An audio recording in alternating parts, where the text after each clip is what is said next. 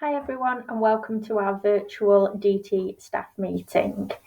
Today we're going to have a look at the new curriculum for DT and the support materials available to you. Okay, before we start, we're just going to have a look back at some of the work that we did from our art and talk about what's gone really well so far. So through our art week just before the half term, Andy and I did a little bit of monitoring to see how things were going, and I have to say that the feedback from pupils was extremely positive.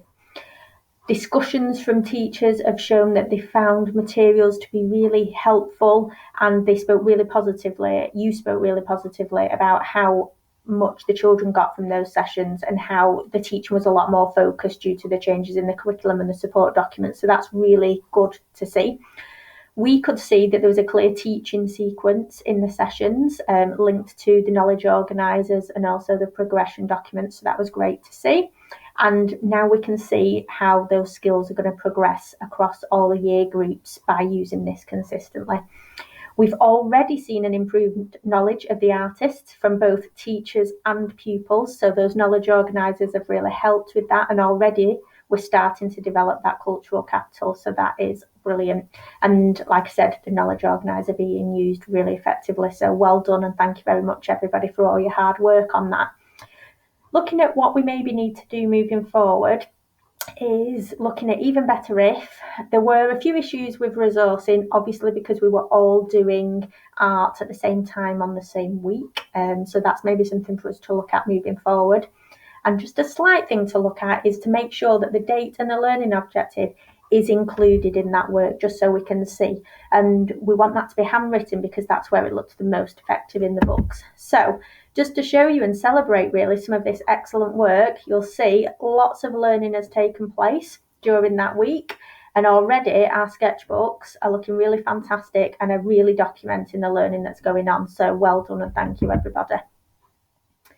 I think we can see already, I certainly can see, we've got some children with better art skills than I have, and they've been working really hard on that. So moving on to DT then. As we did briefly mention with the art meeting, this is probably the area that's had the biggest change in terms of the curriculum.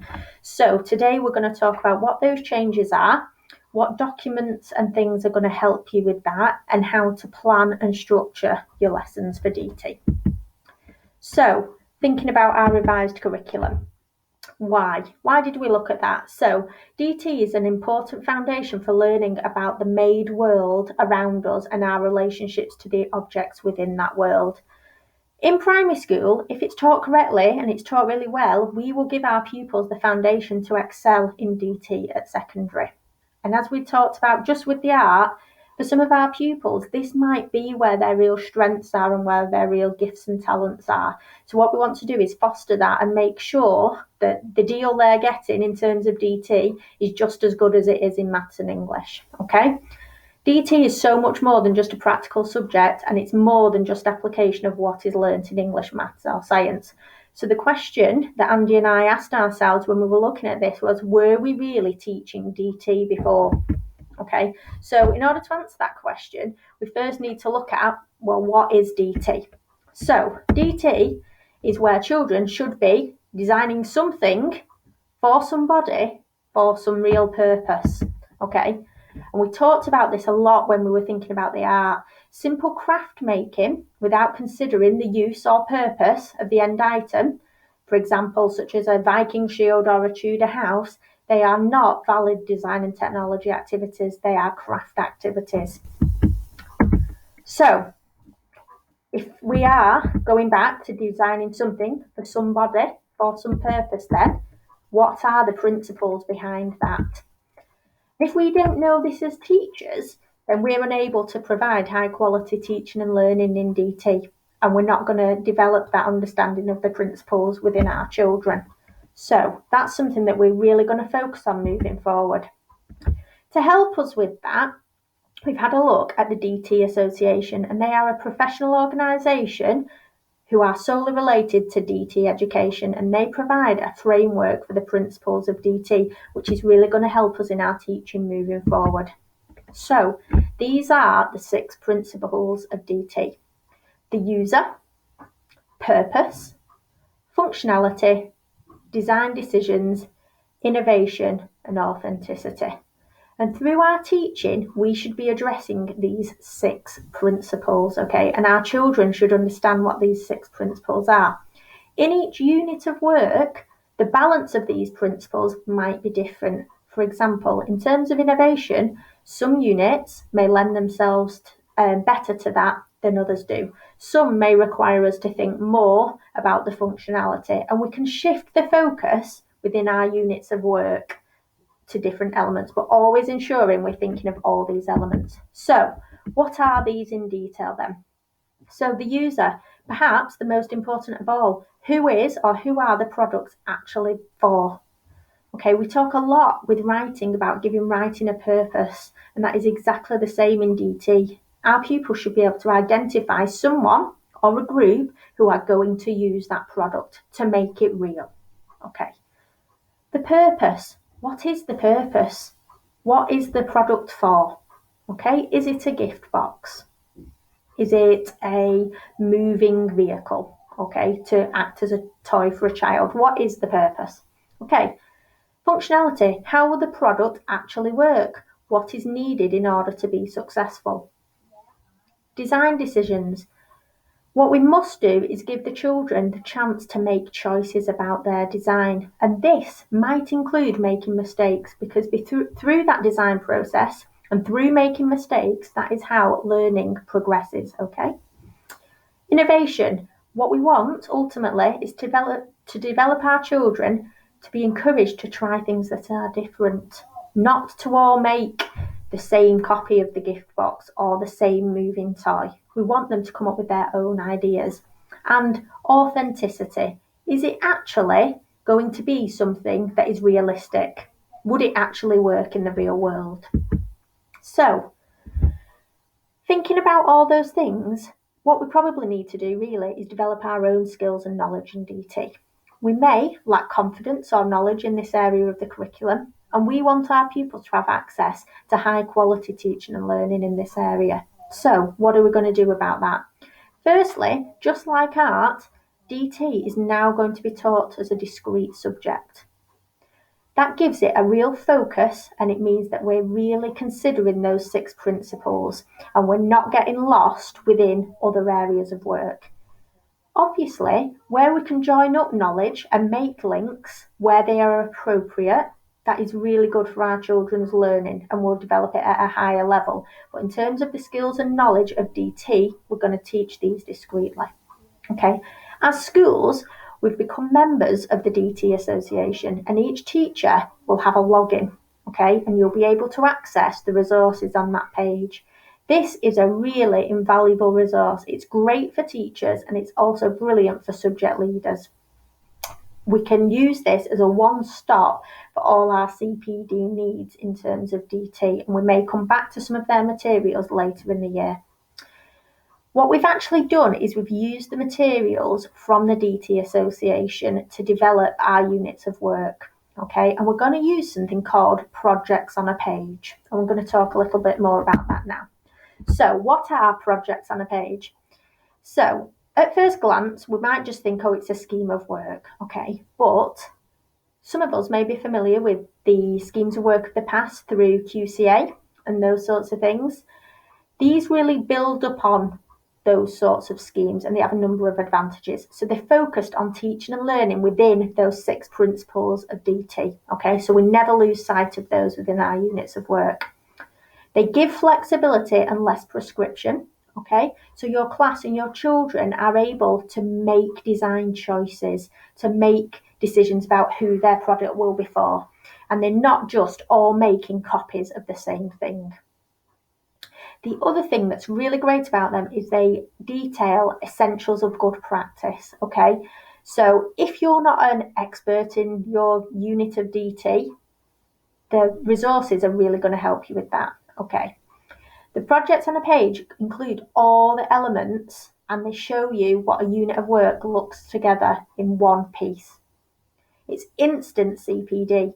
What you'll see is there's 2 parts to a project on a page. The first is your teaching sequence, okay, and the things that you will need to know, and we're going to have a look at those in detail in a moment. But secondly, there's a page which is instant CPD for you related to techniques, sketching, all the things that you might be unsure of when teaching that unit. Okay, and what's really good is they're suitable for single year group or mixed age classes. So we've adapted these and built them into our curriculum. So DT Essentials, projects on a page, as I've mentioned, is based upon the 6 essential good practice elements of DT. Okay, we need these to be in place to make sure that what we're actually teaching is DT. Okay, and they're consistent with the national curriculum. Okay, ultimately, what we want is for our pupils to be able to discuss these principles, okay, in their own language and to really understand what those mean. So you'll see on this side of the page here is a little document where we're looking at the 6 principles of DT using child-friendly language, okay? And I'm going to talk about this a little bit later on, but these are going to be in our DT books, okay?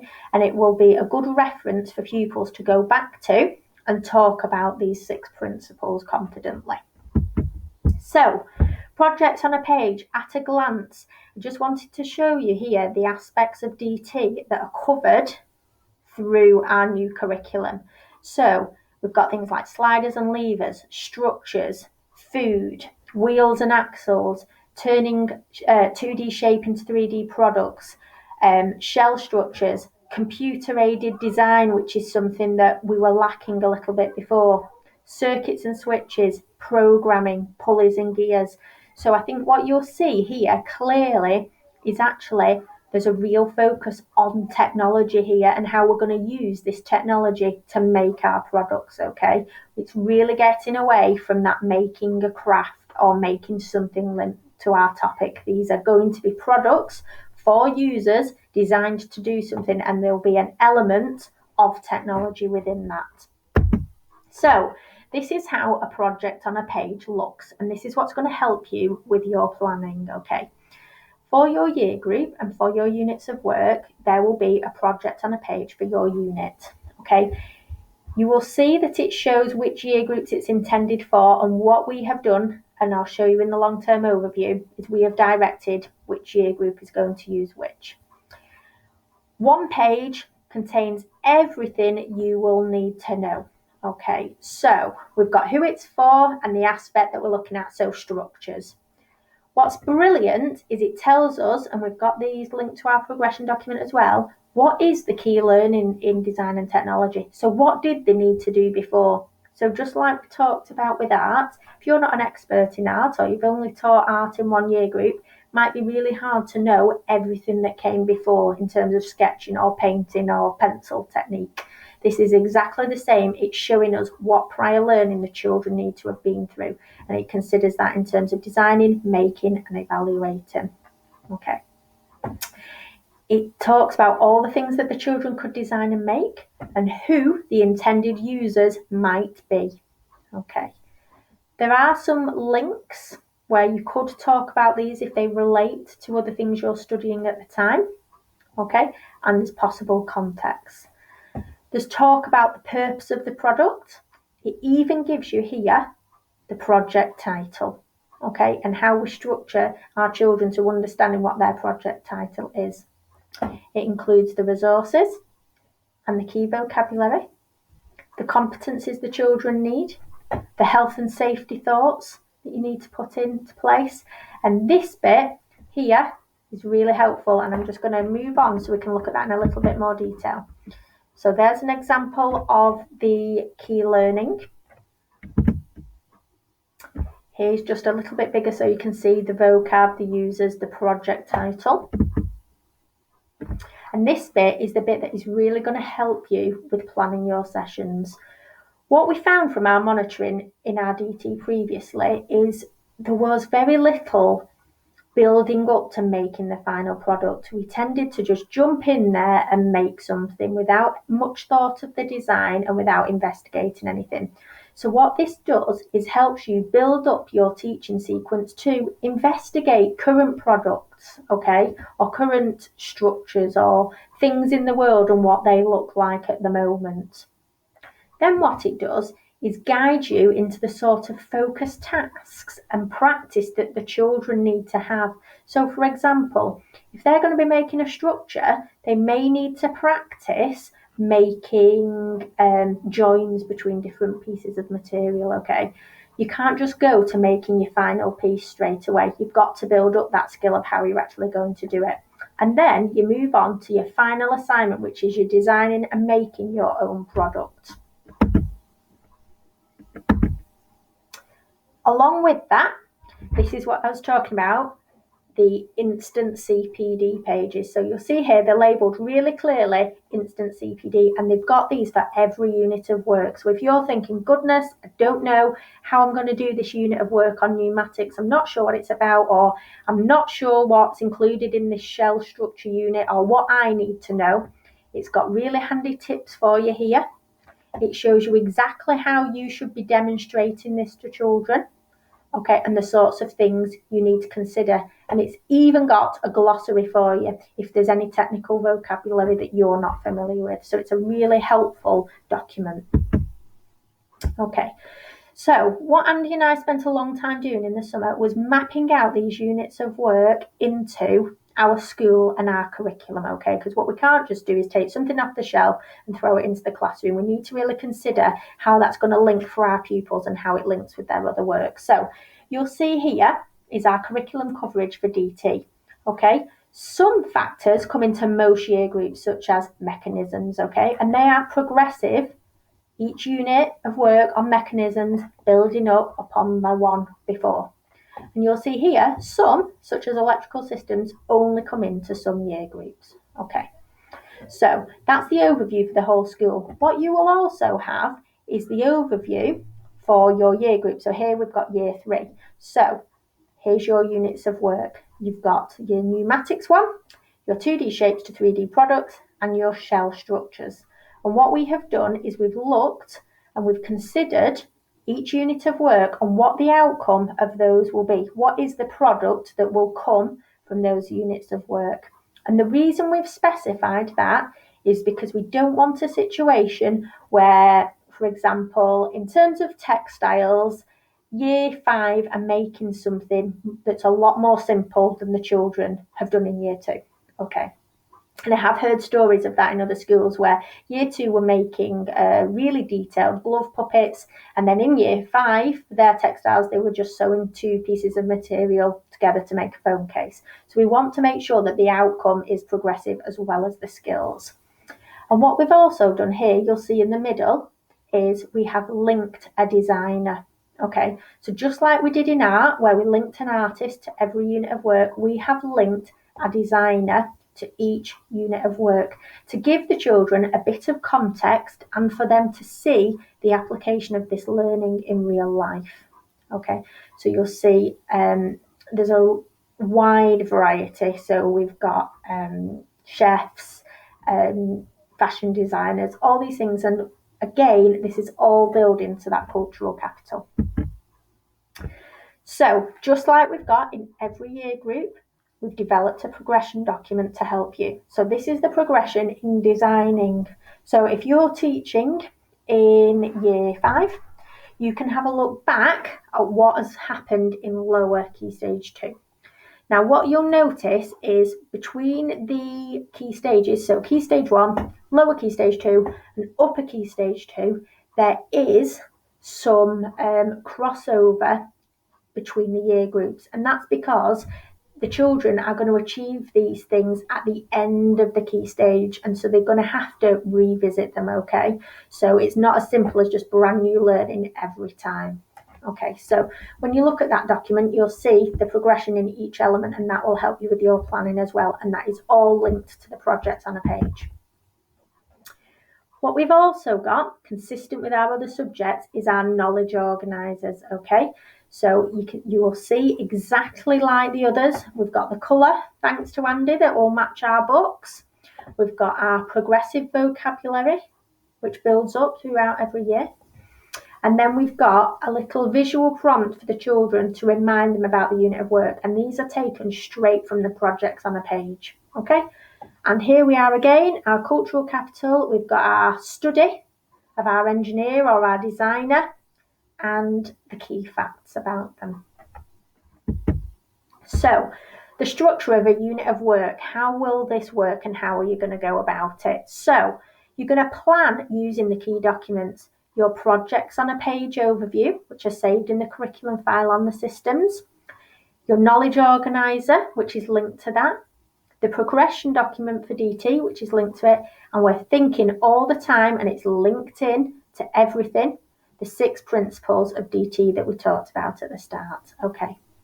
And how will a unit of work be structured? What will it look like? So it's going to start with some investigation and some evaluation, thinking about current products in the world, okay? And what are they like? And what are the strengths of those? And which elements of that do we need to take into our own learning or our own designing? Then we're going to move on to focus tasks. Then we're going to design, make and evaluate. So in a little bit more detail as a reference for you here. So investigation and evaluation, what are the structures called? So this is an example of a structure unit. Who might use them? What materials have been used? Why have they been chosen? So children really thinking about all these things, because it's only through thinking about this and learning about this and investigating that they're going to be able to apply that learning in their own designs. Okay, our focus tasks. So this is where you are going to demonstrate. It might be demonstrating measuring, marking out, cutting, joining, finishing, using tools, okay? Children need to practice that. If we want them to saw up pieces of wood, they need to have a go at that before they start making the final piece, okay? And then finally, they're going to use all that learning to design, make their own product, okay? So what will they be doing? Who will their product be for? What will its purpose be? What materials have they chosen linked to this learning before? Why have they chosen those materials? They're going to design some criteria, okay? You're going to help them with that, linked to the projects on a page. What function does this product need? We're going to encourage the children to develop their own ideas, have a go, draw designs, make little mock-ups, have a go with different materials. And then the children are going to make their product, okay, through whatever means is directed. And then at the end, what we want to do is evaluate, was it a good product? Did it work? Was it successful? So then, where are we going to record this? What we're going to have this year to keep all this learning together in one place is a DT book. And they just look like this, and they'll be in the cupboards in both schools, and we'll get them distributed to you. They're blue landscape books, and they do have large squares in them. But what we're aware of is there may be things that need sticking in, designs on paper. So it's not necessarily that the children need to just work it straight into these books, okay? But it is a book where we can keep all that work together rather than just having the packs of paper which we've had before. Okay, so on the first page, we're coming back here to what I showed you before, the essential principles of DT. And we're going to stick this in the book, and so we can refer to it all the time, and the children start understanding and can talk about what these 6 principles are, okay?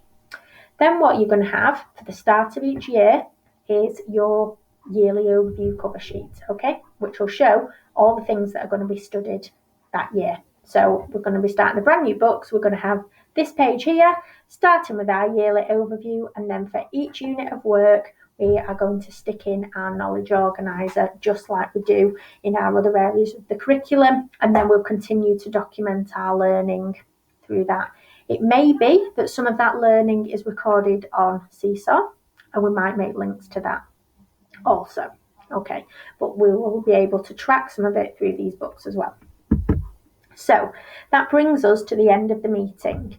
This PowerPoint is going to be saved on the system. I know that you'll be ready now to plan your units of work. Okay, and what I'd like to just say is if you go at it with the same enthusiasm that you have done with the art, I know that these units of work are going to be really, really successful. In the meantime, if there's anything you're unsure of or any help that you want with the planning, please get in contact and I'll be more than happy to help you with that. And I really look forward to seeing how our units of work develop over the autumn term. Thank you very much, everybody.